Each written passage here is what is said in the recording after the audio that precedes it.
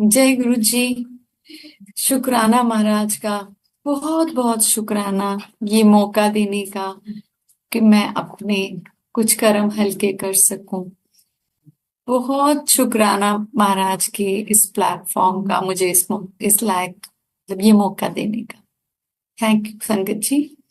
मैं straight away आपको पूरी स्टोरी सुना देती हूँ कि कैसे महाराज इस जन्म में हमें मिले।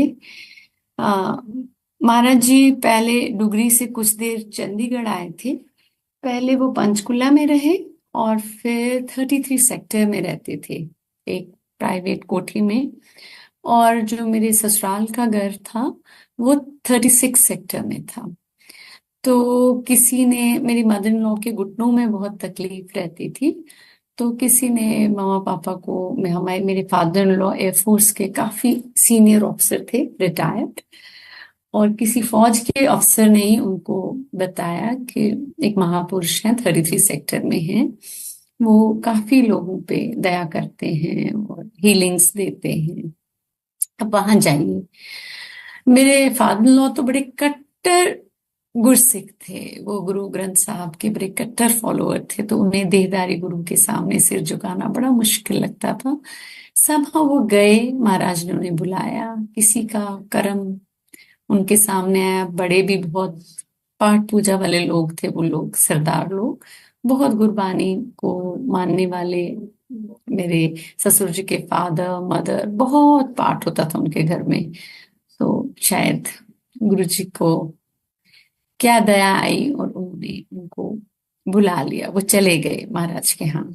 पापा को तो अंदर से तब भी किंतु परंतु चलता रहता था, बट मम्मा को एकदम से बहुत अच्छा लगा और वो सालों साल फिर जाते रहे महाराज जी के पास। लेकिन उन्होंने उस टाइम, मेरे फादर लॉ तो रिटायर्ड थे, लेकिन मेरे हस्बैंड अभी भी एयरफोर्स में सर्विंग थे और बिल्कुल जूनियर ऑफिसर थे। हमें नहीं भूला क्योंकि वो एज ऐसी थी मेरे हस्बैंड की कि मतलब वो हाई हॉर्स पे होता है ना जवानी में इंसान, कि किसी को कुछ नहीं समझना टाइप्स। तो सोचते होंगे कि इसको बोल दें कुछ और ये कुछ उल्टा पुल्टा बोल दे, वहां से हमें समझाने लगे कि तुम किस चक्रों में पड़ गए। उस टाइम में फॉल्स गुरु भी बहुत होते थे। तो मैं बात कर रही हूँ मिड 90s की। तो मामा पापा ने हमें कभी कुछ नहीं बताया था गुरु जी के बारे में, मेरे को और मेरे हस्बैंड को। तो कोई बेअदबी ना कर दे, कुछ अनाप शनाप बोल दे, तो बोला ही नहीं कभी भी कि हम ऐसे किसी महापुरुष के पास जाते हैं। ऐसे में क्या होता है संगत जी, मेरे हस्बैंड एयरफोर्स में ही पायलट थे, अभी भी हैं। तो उन्होंने, वो इंस्ट्रक्टर थे उस टाइम में, और वहाँ जो फ्लाइंग स्कूल है वहाँ का, वो एयरफोर्स का, वो इलाहाबाद में है, आजकल प्रयागराज जिसे कहते हैं। तो जब मेरे हस्बैंड इंस्ट्रक्टर थे और अभी वो अपने एक स्टूडेंट को सिखा रहे थे, फ्लाइंग जहाज में थे, जहाज में एक सीरियस खराबी आ गई। उन्हें अब कुछ समझ में आए कि क्या करें। उन्होंने आरटी कॉल दिया, अपने हेडक्वार्टर को इन्फॉर्म कर दिया बहुत फास्ट कि जहाज में खराबी आ गई है, उन्हें जहाज बंद करना पड़ेगा। वो उस हिसाब से बंद करेंगे जहाज तो थोड़ी देर में गिर जाएगा। तो उन्होंने एक दिमाग लगाया कि प्रयागराज में गंगा आसपास है, तो उसके पास आते ही स्विच ऑफ कर देंगे, ताकि उनकी मेंटल कैलकुलेशन से जहाज गंगा में गिर जाएगा, गैंजीज में। तो ये उन्होंने आर्टिकल दे के जहाज बंद कर दिया। लेकिन संगत जी, जहाज उड़ता ही गया और जहाज सेफली लैंड हुआ, जहाज गिरा ही नहीं। और जहां मेरे हस्बैंड का नाम शौर्य चक्र के लिए गया, उन्हें लगा कि उन्होंने कर दिखाया है, एयरफोर्स का जहाज बचाया, एक को पायलट बचाया, अपनी जान बचाई। बहुत, ये तब की एयरफोर्स में आपको बता रही हूँ, 27-28 साल पुरानी एयरफोर्स थी। तब ऐसा मीडिया नहीं था कि आज कहीं भी छींक भी मार दी और बातें बाहर चली गई। तब ये चीजें बहुत पर्दे में रखी जाती थी, बहुत सोच समझ डिस्क्रिशन से अंदर की बातें बाहर होती थी। अगर जहाज में कोई खराबी आ गई, कुछ आ गई, कि बाकी बच्चे भी हैं, यंग पायलट हैं, उनका मनोबल इफेक्ट होता है। बहुत चीजें होती हैं जो एयरफोर्स अंदर ही रखते थे। तो इन चीजों में बहुत सीक्रेसी मेंटेन होती थी, ये बाहर नहीं होती थी ये बातें एकदम से। तो मेरे हस्बैंड बड़े खुश कि उनका बड़ी वाहवाही हुई, उनके सीईओ को पता था, यूसी को पता था, इनकी साइटेशन गई, उन्हें लगा कि मुझे तो अब अवार्ड मिलेगा। लेकिन संगत जी, जब अवार्ड का टाइम आया तो सरकार ने वो साइटेशन रद्द कर दी और बोला कि ये साइंटिफिकली मुमकिन नहीं है, साइंस के सारे लॉज फेल करता है, तो ये झूठी साइटेशन है।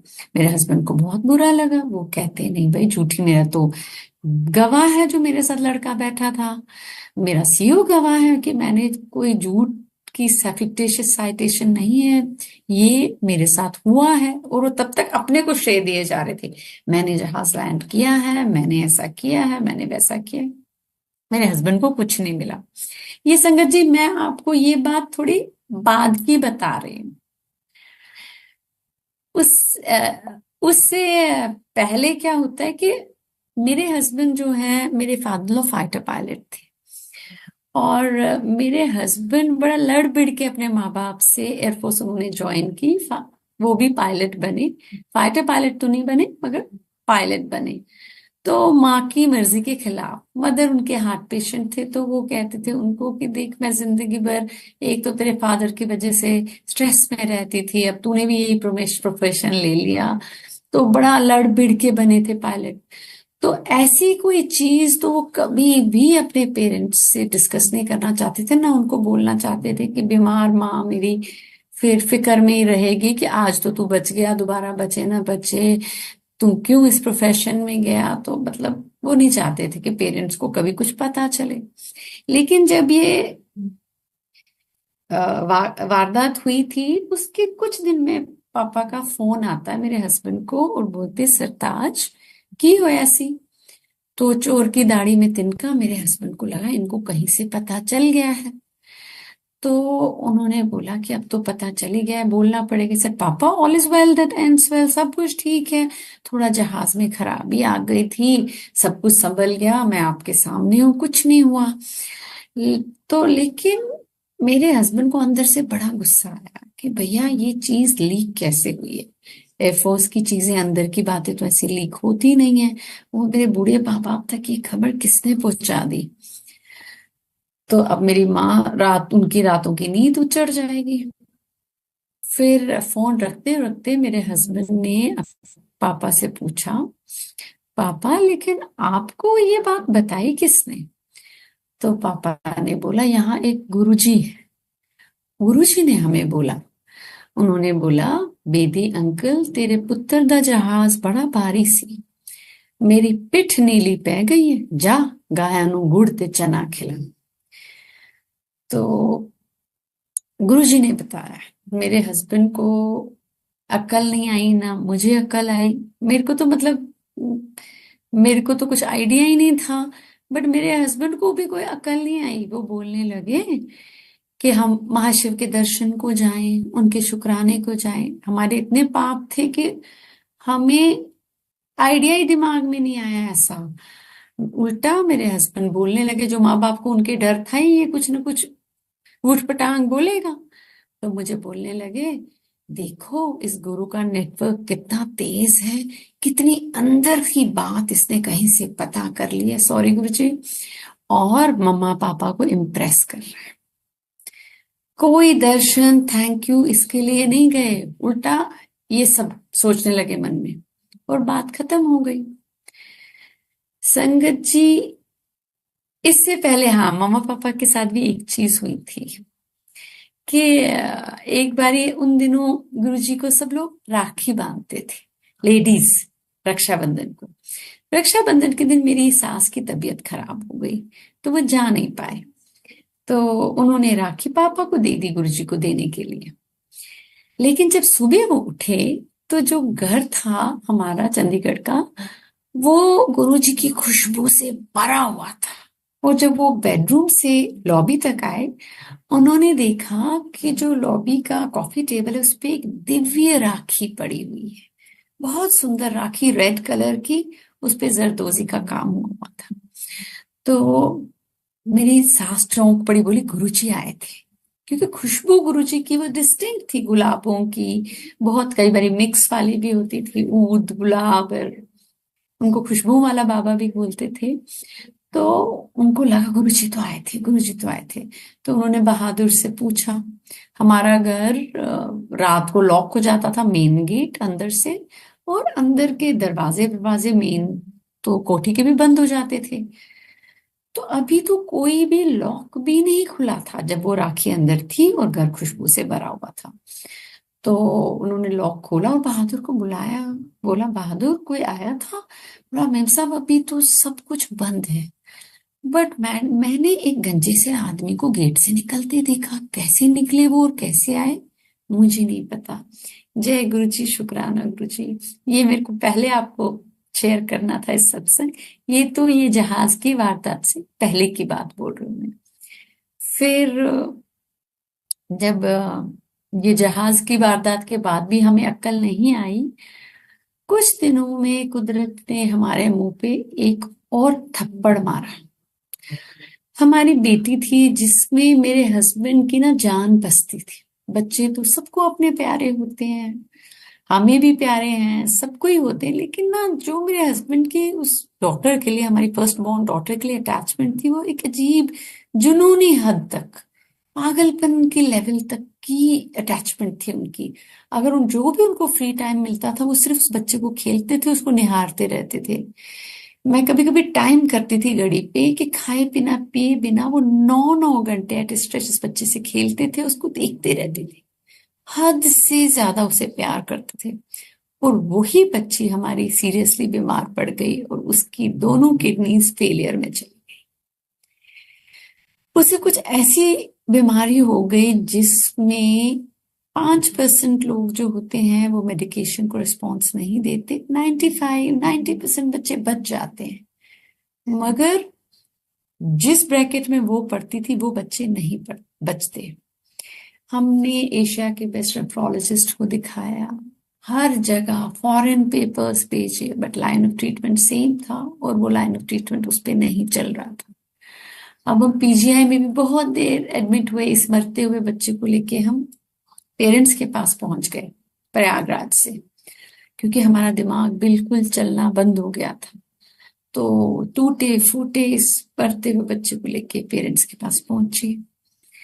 फिर उधर उन्होंने भी हर दरवाजा खटखटाया, डॉक्टर्स का, हॉस्पिटल्स का, जो इस टाइम इमरजेंसी में आदमी करता है। हम पीजीआई से आए, एडमिट रहे वहां, उन्होंने भी वापस हमें उम्मीद छोड़ के, हाथ जोड़ के वापस भेज दिया कि इस बच्चे का अब टाइम अप है, कुछ नहीं हो रहा, आप इसको घर ले जाइए। उस टाइम मेरे हस्बैंड का जो जवानी का करारापन, वो अहंकार जो उनके अंदर था, वो आंसुओं के रास्ते बिल्कुल टूट के चूर चूर हो गया था। तब मम्मा पापा ने हमें महाराज के करिश्मे, महाराज के जलवे सुनाए। उसमें ये राखी का असल सत्संग भी सुनाया था। जब बाद में महाराज के पास मुझे वो लेके गए तो महाराज ने मेरे सामने भी बोला मम्मा को, बेटी आंटी वो टेलीपैथी का सत्संग सुनाओ, कि जब तुम मुझे याद कर रही थी तो मैं रखड़ी लेके कैसे तेरे पास पहुंच गया था बिना टेलीफोन के। तो वो रखड़ी वाले सत्संग को महाराज टेलीपैथी वाला सत्संग बोले। तो महाराज के बहुत सारे सत्संग फिर जो उनके साथ बीते थे या उनके आसपास लोगों के साथ बीते थे, उन्होंने सरताज को सुनाए, मेरे हस्बैंड और मेरे को सुनाए, और बोला अभी भी तुम हिम्मत मत हारो, अभी एक वो दरवाजा बचा है जहां इम्पॉसिबल पॉसिबल है। तब तक हमारे महाराज पहुंच गए थे एम्पायर स्टेट दिल्ली। हमने वो बच्चा उठाया, कार में हम दिल्ली की तरफ निकल पड़े और एम्पायर एस्टेट पहुंचे। जब मैं हम नीचे उतरे, फिर महाराज जी ने वाइट एक बड़ा रिगल चोला पहना था, जो मेरे महाराज के पहले दर्शन थे, और ताती वाव शब्द चल रहा था बैकग्राउंड में। दिमाग में बहुत कुछ चल रहा था। लेकिन मैं तो बड़ी अकड़ में ही आई थी कि हाय, सास बहू बेचारी की तो कभी उतनी बनती नहीं है, सास तो बेचारी बुरी होती है। तो मुझे लगता था अरे मम्मा इतनी हाई फाई हैं तो उनका गुरु भी कोई हाई फाई होगा, पता नहीं क्या करेगा वो। अब वो सब मन में मैं ये लेकर चल रही हूँ। लेकिन जब मैंने गुरुजी के दर्शन किए, मन में लोभ भी आया और उनको शायद मुझ पे तरस आ गया। तो मैंने महाराज का मत्था टेक के उनके जूते चूम लिए। फिर पापा ने महाराज को सारी अपनी व्यथा सुनाई कि महाराज जी, ये बच्चा ऐसे बीमार है, कुछ करो। महाराज ने बोला 7 जुलाई बड़े मंदिर आ जाना, कल्याण हो जाएगा। ये महाराज की अपार कृपा थी। महाराज को दिख गया था कि हमारे कोई हल्के फुल्के कर्म नहीं है, मेरे और मेरे हस्बैंड के पीछे बहुत भारी कर्म चिपके हुए हैं। जो अगर महाराज बोल दें कि मैंने एक लंगर में तुम्हारा बच्चा सही कर देना है आज ही, तो ये बेवकूफ लोग दोबारा आएंगे नहीं। और उन्हें दिखा था कि इनको एक दुख तो नहीं लगा हुआ, बच्चा तो इनका बीमार है ही है। फाइनेंशियल कंडीशन इनकी इतनी बिगड़ी हुई है, हस्बैंड मेरे बचपने में थे, उनके पास कोई 2 पैसे उन्होंने कहीं जोड़े हुए नहीं थे। और मैं डिफरेंट कल्चरल बैकग्राउंड की थी, मैं कश्मीरी माइग्रेंट लड़की थी, वो पंजाब की स्लाइटली हाई प्रोफाइल फैमिली के लड़के थे। तो हमारी काफी टीथिंग प्रॉब्लम्स भी चल रही थी, फाइनेंशियल प्रॉब्लम्स भी चल रही थी, बच्चा भी बहुत बीमार था। आगे ही पता नहीं क्या क्या हमें देखना था, जो महाराज को हम पे तरस आ गया। और उन्होंने बोला 7 जुलाई अ, को बड़े मंदिर आना, कल्याण हो जाएगा। सुनने में आया है कि महाराज का पहला जन्मदिन 2000 में 7 जुलाई को सेलिब्रेट हुआ था बड़े मंदिर में। और उसमें जो भिखारी, जिन भिखारियों के कल्याण हुए थे, उन भिखारियों में मैं और मेरे हस्बैंड भी थे, और मेरे इन-लॉज भी, हम सब थे। तो हम 7 जुलाई को हमें न्योता था। लेकिन उससे पहले जब हमने पहला ही लंगर खाया और इस बच्चे को लेके हम कार में चंडीगढ़ वापस जा रहे थे, संगत जी, आप सबको हमारे महाराज किडनी के रोगों से बेखबर रखे, किसी को भी ना वो देखना पड़े। जो किडनी का रोग होता है, जब किडनियां क्लोज हो जाती हैं, फेलियर में चली जाती हैं, यूरिन एकदम मिल्की सा हो जाता है, बहुत कम कम आता है, यूरिन पास ही नहीं होता। तो मेरी बच्ची को जब हम लेके गए थे, हम वैसी हालत में थे। और मात्र एक लंगर के बाद, या हो सकता है 2 लंगर हमने खाए हों, 2 दिन के लिए गए थे शायद, जब हम वापस चंडीगढ़ से दिल्ली से चंडीगढ़ जा रहे थे, क्योंकि हमें 7 जुलाई फिर वापस आना था, मेरी बेटी का यूरिन डिस्टिल वाटर जैसा हो गया। और महाराज का कल्याण शुरू हो गया था, या वो एक कल्याण उसी दिन हो गया था। वो तो महाराज हमारे बाकी पाप सुधारने, बाकी कर्म काटने पे के, के लिए हमें दोबारा जुलाई में बुला रहे थे, दया कर रहे थे हम पे। और वो लड़की जो हमारी बेटी थी, वो हूँ हाँ में ही बात करती थी, तब तक 2.5 साल, पौने 3 साल की थी, बात ही नहीं करती थी, एक वर्ड बोलती थी, बिल्कुल बातचीत कुछ भी नहीं, डीली सी थी शुरू से ही, हेल्थ के हिसाब से वो डीली सी बच्ची थी। संगत जी, वो लड़की वापसी में, एक तो यूरिन उसका हो ही गया डिस्टिल वाटर जैसा, कंप्लीट लंबे लंबे अंग्रेजी के सेंटेंस बोलने लगी वो बच्ची, कंप्लीट सेंटेंसेस क्लियर बोलने लगी। तो अब हम 7 जुलाई का इंतजार ना हो पाए हमसे, हमें यकीन ना हो कि महाराज ने तो पहले ही कर दिया है बच्चे का काम, मगर हमें लगा कि इन्होंने बुलाया है कल्याण करने के लिए, अभी ये प्रॉपरली करेंगे 7 जुलाई को। जी, हम भागते भागते 7 जुलाई और महाराज के मंदिर में पहुंचे। बहुत लाइनें लगी थी। वो उम्र ऐसी होती है कि आदमी को लगता है कि आपको तो अपने माँ बाप से ज्यादा ही कुछ आता है, बात करनी भी आप ही को आती है। तो मैं मम्मा पापा से दूर, अपने सास ससुर से दूर लाइन में लगी। और मैंने गुरुजी को सोचा, मेरी बेटी का बड़ा प्यारा नाम रखा है, महाराज ने ही दिया हो है, रहमत। तो मैंने बोला इसके नाम पे ही लोग इतना प्यार दे देते हैं मेरे बच्चे को, मैं महाराज को जाके खुद बोल के आऊंगी। मैंने बोला गुरुजी रहमत पे रहम करो। लेकिन संगत जी, जो हम नहीं देख सकते महाशिव देख सकते हैं। मुझे क्या पता थी कि कोई हाड़ हड्डी मांस के बने हुए कोई संत या कुछ नहीं है, ये महाशिव है। एक जोत है, एक एनर्जी है, जो हमारे लफ्जों के बियॉन्ड, हमारे शरीरों के बियॉन्ड, हमारा अगला पिछला सब देख सकते हैं। मुझे तो अपना सिर्फ यही एक जन्म दिख रहा था, जिसमें लग रहा था मुझे कि मेरा जितना भी चारा कोई नहीं है, मैंने तो इस जन्म में कुछ नहीं किया, मेरी इतनी छोटी एज है। तो मैंने मैं गई तो महाराज ने मुझे अपने लेफ्ट हाथ से ऐसे झटका, और मेरी तरफ देखा भी नहीं। मुझे बहुत बुरा लगा। मेरे को मेरा दिल हजार टुकड़ों में टूट गया। तब मुझे ये पता नहीं थी कि जो मुझे अब लगता है, गुरुजी भगवान है, गुरुजी कोई गुरु नहीं है।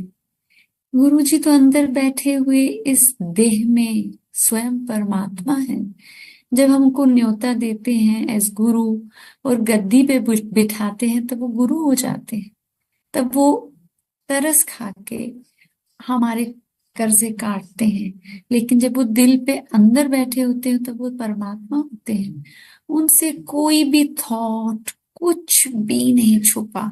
जो मेरे अंदर के परमात्मा गुरुजी ने देख लिया कि इसका दिल तो बहुत टूट गया, और इसको समझ नहीं आ रही कि मेरा वे ऑफ फंक्शनिंग क्या है, मैं मैं किन तरीकों से कल्याण करता हूँ।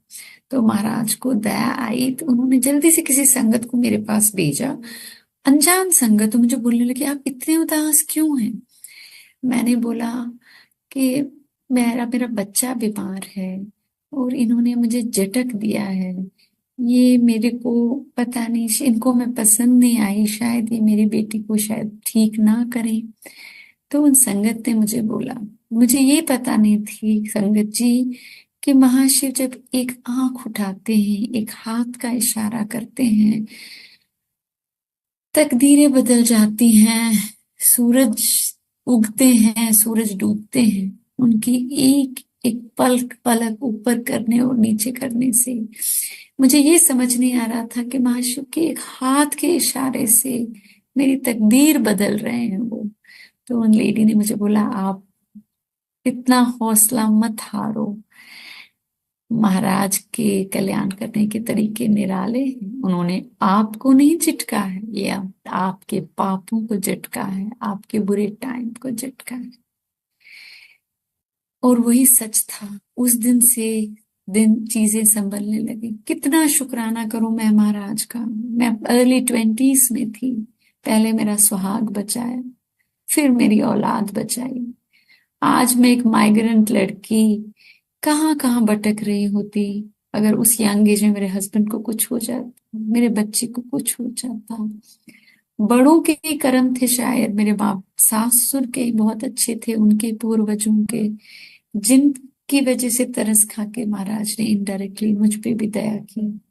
थैंक यू गुरु जी। कितना आपका शुक्राना करूं कम है। ये दो बड़े बड़े कल्याण तो महाराज ने किए ही किए। फिर मुझे इतनी चालाकी समझ आ गई थी कि हाँ सॉरी, ये तो मैंने, वो बेटी अब मेरी 27 साल की है, अगले महीने उसकी शादी है। वो हेल्दी है, फिट है। वो छोटा मोटा जो 10% कर्म तो गिरते रहते हैं, जिंदगी हॉकी डोरी नहीं हो गई है, न कभी थी न कभी होगी। हम इस धरती पे आए हैं तो कर्म तो सिर पे बरसते ही रहेंगे, लेकिन महाराज की दयाएं भी होती रहती हैं, शुरू से हो रही हैं, और आगे भी उनकी दया के सहारे ही जिंदगी जीने लायक हो गई है और जीने लायक रहती है। उस लेवल तक महाराज जाने नहीं देते जहां उनकी जीभ सह न सके कर्मों को। महाराज का हाथ मिल गया है तो जिंदगी कभी जिंदगी में डूबने के हालात नहीं आते, चाहे भवसागर में बड़े गोते लगते रहते हैं। महाराज का बहुत शुक्राना कि वो बेटी आज मेरी जॉब भी करती है, उसकी शादी भी हो रही है, वो फिट और हेल्दी लड़की हो गई। बाद में तो मैं ये पार्ट बोलना ही आपको भूल गई। महाराज ने उसे भी ठीक किया, हस्बैंड को भी जीवन दान दिया, सर्विस में भी महाराज ने उनका हाथ पकड़ा है, आगे भी पकड़ते रहे। उनका उनकी बहुत दया है। लेकिन संगत जी, हम तो फौजी लोग थे, हमारे पास इतने पैसे तो नहीं होते थे कि आए दिन गुरु जी के पास आते रहे। जब भी पोस्टिंग होती थी, दिल्ली की में से ट्रेन ट्रेवल करती थी, तो हम थोड़ा जर्नी ब्रेक करके महाराज को शुक्राने पे जाते थे। हस्बैंड मेरे तो बहुत एम्बिशियस और ऐसे हैं नहीं, वो कुछ भी मांगने नहीं जाते थे महाराज से, केवल शुक्र करने जाते थे उनको कि उनकी बेटी बचा दी उन्होंने और उनकी जान बचाई। मैं थोड़ी लोभी हूं, तो मैं इतनी चालाक थी कि मुझे ये समझ आ गया था कि महाराज के जो लड्डू हैं, ये प्रसाद हैं, ये कोई साधारण चीजें नहीं है। जबकि दिमाग में किंतु परंतु नहीं रुकता था, हमें हमारे इतने उच्च कर्म नहीं थे कि महाराज ने अपना वेद, ये वेद बताया हो कि मैं महाशिव हूँ। मैं तो बहुत, मेरा दिमाग चलता था कि यहाँ इतने अमीर लोग क्यों होते हैं, महाराज के कपड़े इतने आलीशान क्यों होते हैं।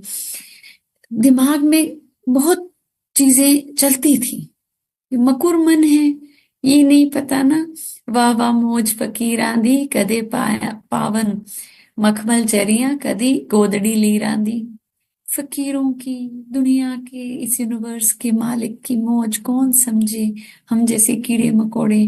तो दिमाग में सब कुछ चलता था, लेकिन चालाकी ये थी कि जो ये लड्डू देते हैं, इससे बहुत बड़ी बड़ी चीजें मिलती हैं, अच्छे रिटर्न गिफ्ट हैं, लड्डू नहीं। ये मुझे समझ आ गया थी, प्रसाद कुछ है। पूरी पहचान नहीं थी महाराज की। मैं सोचती थी कोई सिद्ध पर पुरुष है, इनको सिद्धियां हैं, सिद्धियां रिद्धियां हैं, जिससे ये इतना कुछ बांटते हैं। इतना मुझे अंधी को पता नहीं चला, न समझ आया कि तो स्वयं परमात्मा है। लेकिन आज मैं सोचती हूँ, अगर तब हमें पता चल जाता तो हम तंबू न गाड़ देते एम्पायर स्टेट के बाहर। बहुत ज्यादा तो नहीं आना होता था, लेकिन जब भी महाराज के पास आते थे तो दर्शन करते थे। तो ऐसे ही एक बारी जब महाराज के पास बैठे थे, तो मन में आया कि भैया, महाराज किसी को दो दो तीन तीन बारी प्रसाद देते थे, किसी को चार बारी। और वो इन ह्यूमन नेचर होता है ना, लोभ, कि इनको इतना मिल रहा है, मुझे कम मिले, मैं भी दोबारा लाइन में लगूं। तो महाराज जिसके लिए प्रसाद नहीं होता तो उसको बोलते थे तैनू नहीं बुलाया, उंगली से ना जल्दी जल्दी बुलाते थे और डबल डबल दोबारा दोबारा प्रसाद देते थे। तो मैंने एक चालाकी की कि मैं ना दोबारा लाइन में लगती हूँ, देखती हूँ मुझे और मिलता है कि नहीं। जी मैं लगी और सबको फटाफट फटाफट महाराज दे रहे थे। जब मेरी बारी आई तो महाराज ने 2 मिनट, मेरे 2 मिनट या कितने भी सेकंड मुझे देखा रुक के। तो संगत जी, मेरा दिल करे कि धरती फटे और मैं समा जाऊं। मुझे इतनी शर्म आई महाराज को, लेकिन तब भी तरस आ गया होगा कि कर्म तो तुम्हारे नहीं है ना, मेरे पास तुम्हारा कोई ऐसा खाता है जो तुम्हें चेक काट काट के प्रसाद दूं। उतने तो तुम्हारे उच्च कर्म है नहीं। बट अब कभी कभी आती हो, इतनी डरी हुई आई हो, चाहे लालच में ही आई हो, तो महाशिव किसी को मायूस नहीं करते। तो महाराज ने मेरी तरफ 2-3 सेकंड घूरा और मुझे एक लड्डू दिया, और वो लड्डू आज मेरा बेटा है। और संगत जी, वो भी महाराज ने बहुत प्यारा बच्चा दिया है। महाराज अपना हाथ रखें उस पे, सब पे ही रखें, उस पे भी रखें, बहुत महाराज से प्यार करता है। और वो बेबी होने के बाद तो मेरे घर में मेरे सास ससुर का खुशियों का कोई ठिकाना ना रहे। वो हमारे पास जितना पहले आते थे उससे ज्यादा आने शुरू हो गए। वो चंडीगढ़ में रहते थे, हमारी अलग अलग जगह पोस्टिंग होती थी। एक ऐसी पोस्टिंग हमारी हुई संगत जी, जोधपुर। जब जोधपुर पोस्टिंग हुई, तो हम इस बेबी को लेके, मेरे बेटे को लेके, और मेरे इन लॉज को लेके हम लोग एक दिन रात को रेस्टोरेंट गए। जब हम रेस्टोरेंट गए रात को, वहां खाया पिया, बातें बातें करी, तो बीच में मैं बेटे का डायपर लेने कार में गई, और कार की चाबी मैं कार के दरवाजे में भूल गई। संगत जी, वो चाबी किसी ने चुरा ली। जब वो चाबी किसी ने चुरा ली, जब मुझे होश ही नहीं, जब जाने का टाइम आया वापस घर, जनवरी का महीना था, बहुत ठंड थी रात के समय, और बहुत लेट हो चुके थे, 10-11 बजे थे रात के। हम जब कार में बैठने गए, कार बंद और चाबी गायब। अब हम क्या करें? We were in the middle of nowhere, मतलब बहुत हाईवे पे थे कहीं। पब्लिक ट्रांसपोर्ट भी बंद हो गया था, रेस्टोरेंट दुकानें आसपास की बंद। अब हमें समझ नहीं हम क्या करें। मेरे हस्बैंड ईमानदार से फौजी अफसर बोलने लगे, भाई ये चाबी किसी ने चुराई है। और हमने अपने बच्चे के कपड़ों में 100 बारी चेक किया, दोनों बच्चों के कपड़ों में, अपने कपड़ों में। घंटा 1.5 घंटा तो हमें ऐसे ही वहीं लग गया कि अब करें तो करें क्या। बूढ़े माँ बाप, छोटे छोटे 2 बच्चे, बीवी, इन द एक बियाबान जगह पे, रास्ते पे स्ट्रैंडेड। अब मेरे हस्बैंड को समझ नहीं, इतने में वहां पब्लिक ग्रामीण सेवा टाइप कोई चीज आई, उसको कौवा कौवा कहते थे राजस्थान में। तो मेरे हस्बैंड ने मेरे इन लॉज को, मुझे और बच्चों को चढ़ा दिया उस पे, और बोला तुम लोग चले जाओ, मैं तो अपनी कार नहीं छोड़ के जाऊंगा। अगर मैं गया तो जिसने कार चुराई है चाबी, वो तो फुल हो जाएगा कार लेके। भैया मेरे पास तो कुछ भी नहीं है, ये कार ही है। तो संगत जी के हमने उनको उधर ही छोड़ा, हम चले गए घर, किसी तरीके से कांच वांच तोड़ के हम घर के अंदर घुसे। लेकिन संगत जी, जो कार की डुप्लीकेट चाबी थी वो पिछली पोस्टिंग में खो गई थी, वो भी नहीं थी घर में।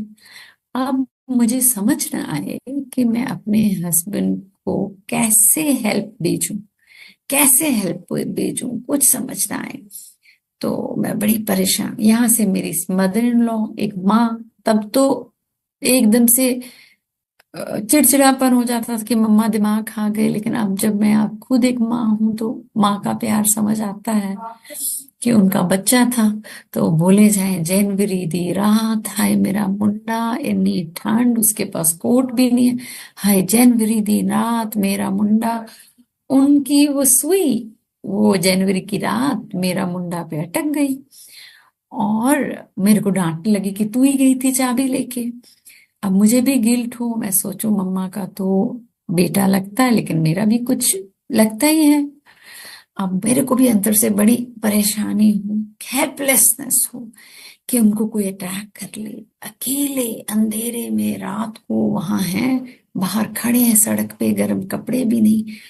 अब बड़े जूनियर ऑफिसर थे, शर्म भी आती थी कि सीनियर को आधी रात जगा के बोलने को कि वो ऐसे हैं। तो मेरे हस्बैंड ने अलाउ भी नहीं किया था, किसी को कुछ मत कहना, मैं चुपचाप टाइम निकाल लूंगा, सुबह तक, सुबह की सुबह देखी जाएगी, तुम मत बोलना। टिपिकल फौजी की तरह के सीनियर को अपनी प्रॉब्लम्स नहीं देनी। तो ये हमारी पर्सनल प्रॉब्लम है, फौज की भी नहीं है, तो मैं किसी को बोलने की भी इजाजत नहीं। परेशान सोचूं।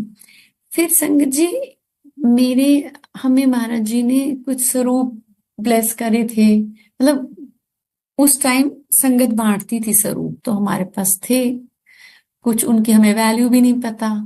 2-3 एक बारी मिले थे, दूसरी बारी भी शायद 2-3 मिले थे। तो उनमें से एक लैमिनेटेड स्वरूप रखा था हमने डाइनिंग रूम में। मैंने ना उस पे, मुझे ये पता चल गया था कि बातें भी ये फोटो से सुनते हैं। ये इतनी अक्ल नहीं थी मुझे कि इतनी सिद्धि हो सकती है क्या किसी को परमात्मा को छोड़ के। जिस फोटो में बात कर रही हूँ वो परमात्मा मेरे दिल में बैठा है, फोटो में भी वही सुन रहा है और दिल में भी वही सुन रहा है। बट ये जो रूप है, ये हमारी मदद के लिए परमात्मा ने लिया है।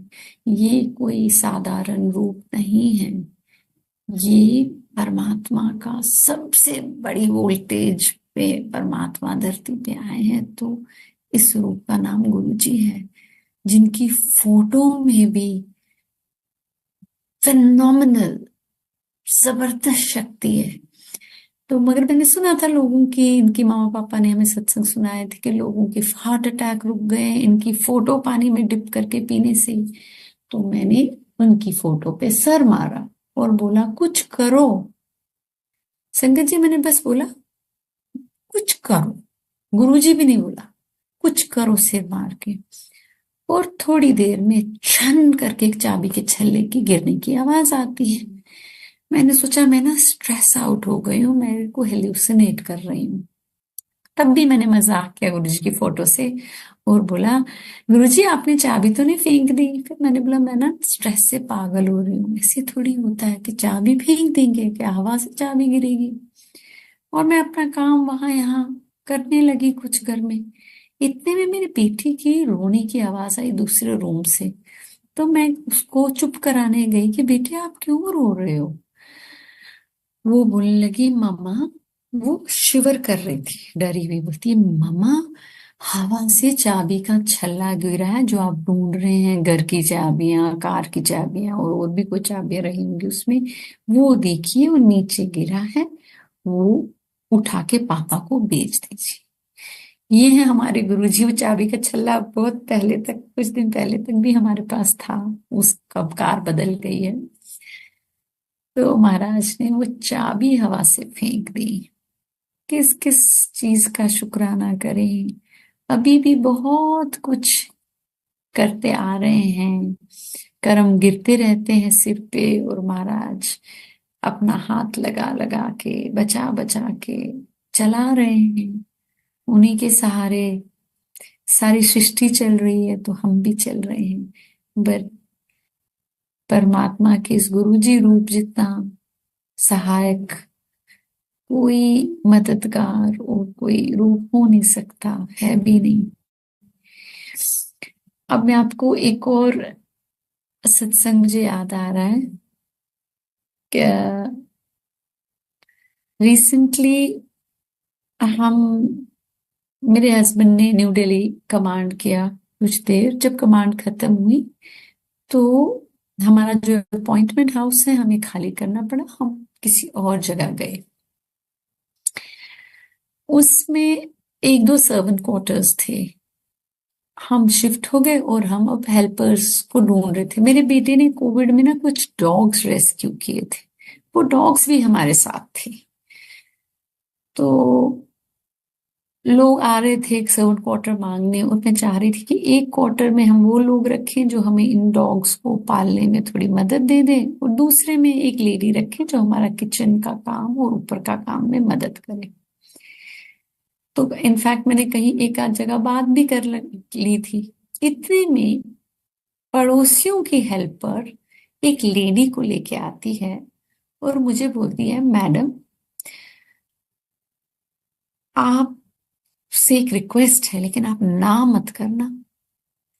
हम, तो मेरे को ऐसे दिल में आवाज सी आई, डर सा लगा कि क्या बोलने वाली है, लेकिन अब मैं ना नहीं बोलूंगी। दिस इज जिस हिसाब से उस लेडी ने मुझे रिक्वेस्ट की, उन उसने मुझे बोला जो वो दूसरी लेडी को लेके आई है कि आप अपना क्वार्टर इन्हें दे दीजिए, इनकी 3 अपाहिज बच्चे हैं।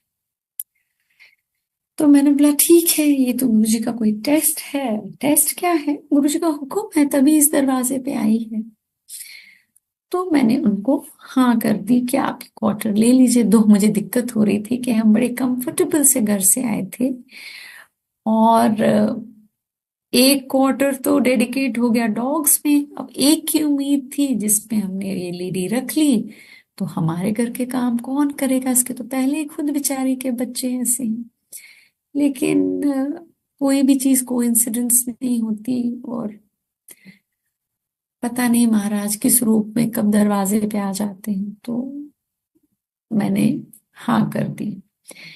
संकट जी, इससे पहले का सत्संग ये है कि वो लेडी के हस्बैंड मेंटली इम्बैलेंस हो गए थे, उनके 4 बेटे थे, चौथे बच्चे को भी वही बीमारी थी जो उन 3 बच्चों को थी, मसल एट्रोफी की। तो वो वेजिटेबल स्टेज पे बेचारे अब बेड पे टोटली उस पे निर्भर हो गए थे। वो सर्वेंट क्वार्टरों में रह रहे के अपना गुजारा कर रही थी, लेकिन अब जब इतने बच्चे अपाहिज हो गए थे तो उन्हें अब कोई सर्वेंट क्वार्टर नहीं दे रहा था। तो बेचारी किराए पे रह रही थी, अब किराया भी नहीं दे पा रही थी, तो बहुत दिनों से कर्जा जमा हो गया था, तो उनको उधर से भी शंट कर दिया गया था किराए वाली लेडी ने बोला कि अब भैया मेरा घर खाली करो, वो भी कोई गरीब औरत रही होगी, तुम किराया भी नहीं दे पा रहे हो, हस्बैंड तुम्हारे का ये हाल है, और बच्चे भी बीमार है, तुम काम पे भी नहीं जा पाती, तो भैया मेरा घर खाली कर दो। वो लेडी बेचारी किसी कूड़ेदान कोई एरिया ढूंढ रही थी कहीं नांगल में, कि वहां वो मैट्रेस डाल के इन अपाहिज बच्चों को रख देगी, अब होमलेस। इतने में उसकी मम्मी आई, और उसकी माँ ने बोला कि देखो बेटा, कहीं कोई फंक्शन है, उनको हेल्प चाहिए, वो 1500 रुपये देंगे, हम दोनों माँ बेटी 750 बांट लेंगे। तब तो वो इतनी हताश हो चुकी थी, और उसका वो इम्बैलेंस हस्बैंड बोलने लगा नहीं ये नहीं जाएगी। बट समा उसकी माँ जबरदस्ती उसको लेके गई। अभी ये लोग घर खाली करने का सोच ही रहे थे, तो वो सोचा कि एक दिन पहले जाके चलो 1500 मिल जाएंगे, वो ले आएंगे। ये गए, इन्हें पता नहीं था कि उस घर में गुरुजी का सत्संग होने वाला था, हो रहा था, मतलब इसी सिलसिले में उनको हायर किया गया था कि बर्तन शर्तन धो लेंगे, सेवा कर लेंगे, थोड़ी मदद करेंगे लंगर बनाने में। उस लेडी को समझ नहीं आया, उसने बोला कि मैंने सोचा कि कोई गुरु आएंगे, यहाँ तो कोई आया ही नहीं। और वो गद्दी पे नमस्कार करने भी नहीं गई, क्योंकि उसे भगवान से बहुत गिला हो गया था, भगवान से बहुत वो एक चिढ़ हो गई थी कि मेरे 3 बच्चे अपाहिज कर दिए, चौथे को भी वो बीमारी है, वो भी बेचारा कभी भी गिर सकता है। तो भगवान से बहुत नाराज थी, वो किसी गुरु देवी देवता मंदिर कहीं नहीं जाती थी, ना सिर झुकाती थी। तो इन्होंने इसे बोला कि लंगर खा लो, उसने हार्डली आधी रोटी खाई, लंगर भी नहीं खाया, प्रसाद भी नहीं लिया, अपने पैसे ले लिए। सेवा खत्म होने के बाद ऊपर दरबार में मत्था टेकने गई नहीं थी, ये सेम लेडी जिसके 3 बच्चे अपाहिज थे। लेकिन बस वो रसगुल्ले उसे बड़े पसंद है, प्रसाद के थोड़े रसगुल्ले घर ले गई अपने बच्चों के लिए, और उन्होंने जाते जाते उसे एक गुरुजी का ब्रेसलेट दिया। उसे ये पता नहीं थी कि उस छोटे से स्वरूप से कैसे हेल्प आने वाली है। 2 दिन पहले उसके घर महाराज का स्वरूप पहुंच गया, महाराज का थोड़ा सा प्रसाद उसके मुंह लग गया था। संगत जी, इतने में ही मेरे पड़ोस की मेड ने उसे फोन किया और बोला कि यहाँ कोई मैडम लोग आए हैं जिन जो कुत्ते रेस्क्यू करते हैं, अगर वो कुत्ते रेस्क्यू करते हैं तो आप तो इंसान हैं, आपको भी शायद वो क्वार्टर में रख लें, आप इधर आओ। तो फिर वो लेडी मेरे दरवाजे पे आई, और उस पड़ोस की मेड का भला हो, उसने बोला कि मैडम आप एक फेवर कर दीजिए, अब नो नहीं कहेंगे, आप इनको अपने क्वार्टर में जगह देंगे। तो वो मैं नहीं थी, वो महाराज थे, महाराज का प्रसाद था, महाराज का स्वरूप था, जो ब्रेसलेट के रूप में उसकी हेल्प के लिए पहुंच गया था, उस पे तरस खा के। तो उसे वो फोन आया, तब वो हमारे दरवाजे पे आई, तब महाराज ने थॉट मुझे डाला कि आपको इसको अपने क्वार्टर में रखना है। अब संगत जी क्या होता है कि अभी हम 1 जुलाई को शिफ्ट हो गए थे, 7th को महाराज का बर्थडे था, और हमारी हस्बैंड वाइफ की कोई डिटेलिंग हो गई थी, कोई फॉरेन डिग्नेटरी आए थे, हम दोनों वहां गए। मैंने अपने हस्बैंड को बोला, बेटे को बोला कि बेटा तू ही कोई भोग चढ़ा देना महाराज को, थोड़ा कड़ा प्रसाद बना के, आज उनका बर्थडे है। और स्वरूप रख दिया गद्दी पे। जब ये हेल्पर आई तो इसने वो देखा, वो बोले ये कौन है, तो बोले ये हमारे गुरु हैं।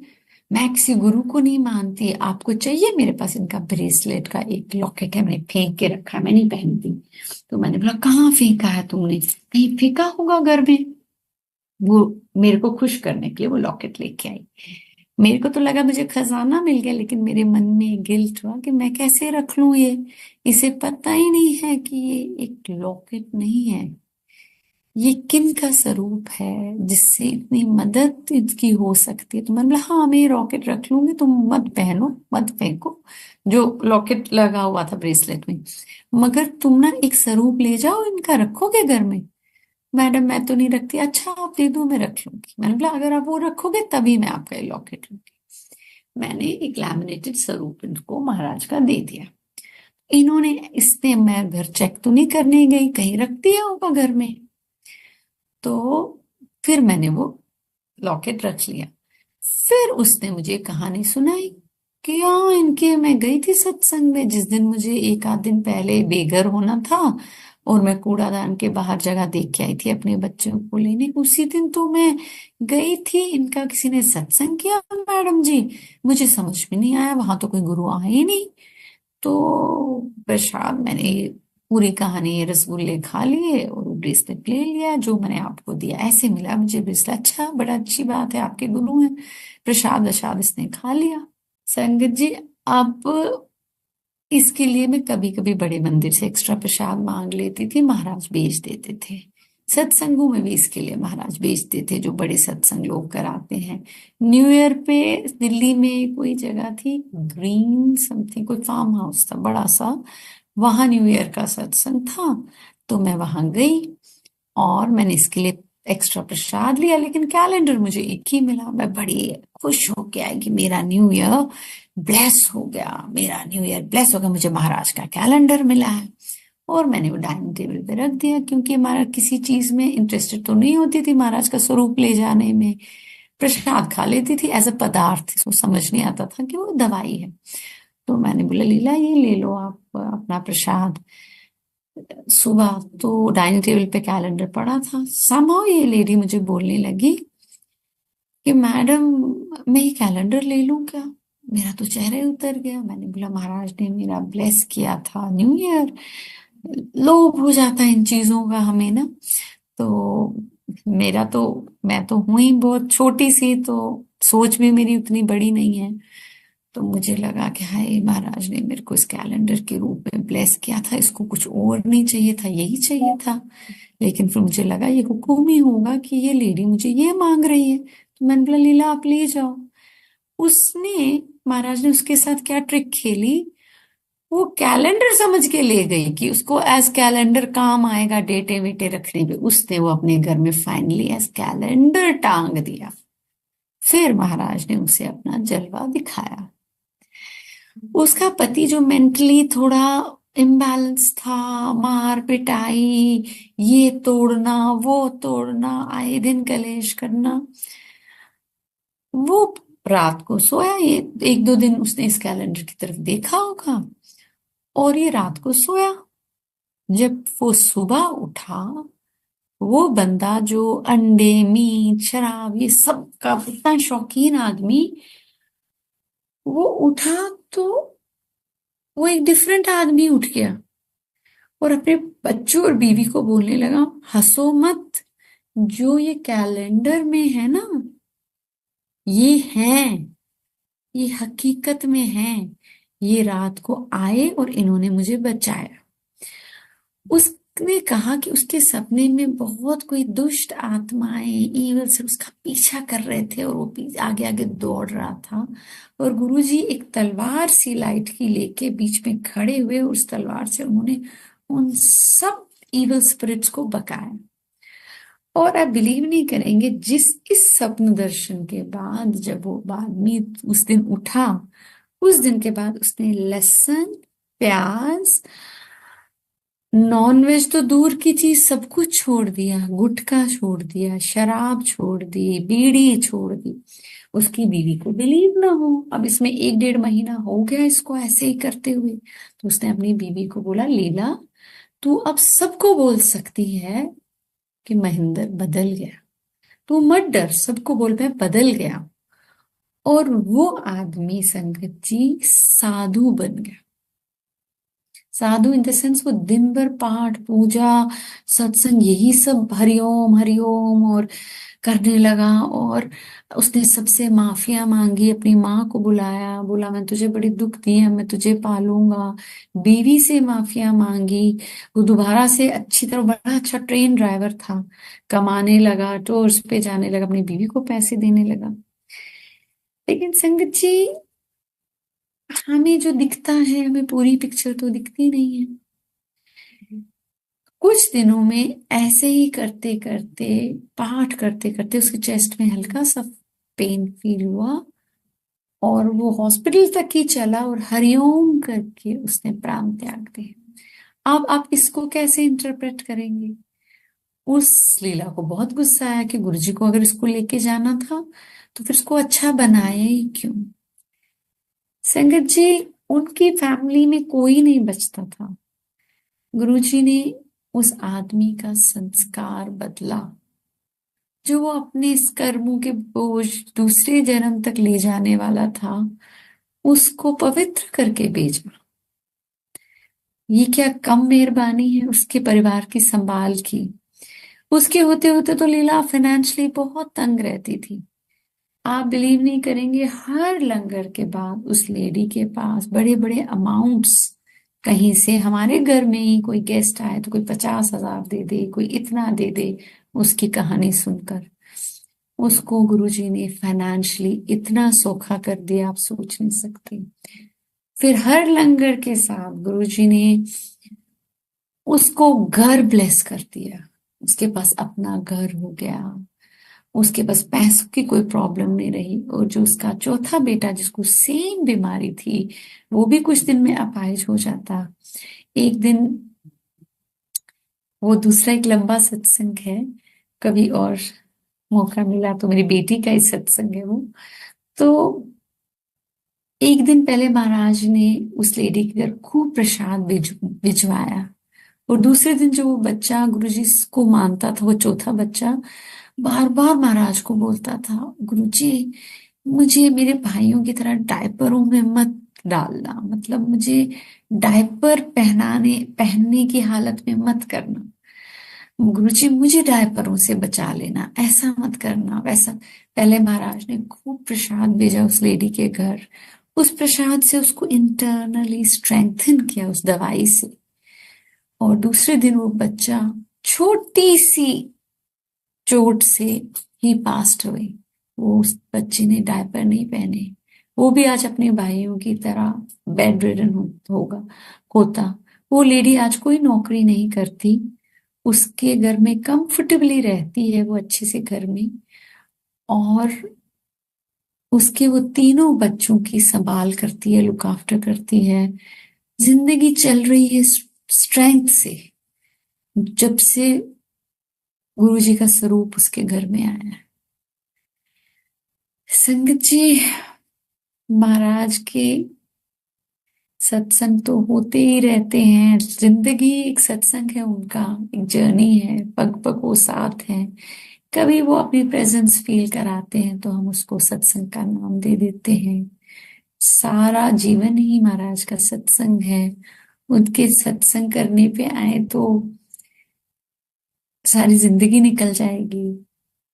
आज के लिए मुझे लगता है इतना काफी है, एक लीला का सत्संग हो गया। अपने एक दो, अगर मैंने अच्छी तरह डिलीवर ना किया वो सत्संग, समझ नहीं आ रही, कोई चीजें ऊपर नीचे करती हूँ तो महाराज भी मुझे क्षमा करें, आप भी मुझे क्षमा करें। थैंक यू संगत जी, बहुत बहुत मेहरबानी ये मौका देने के लिए, बहुत बहुत मेहरबानी गुरु जी की। जय गुरु जी, शुक्राना गुरु जी।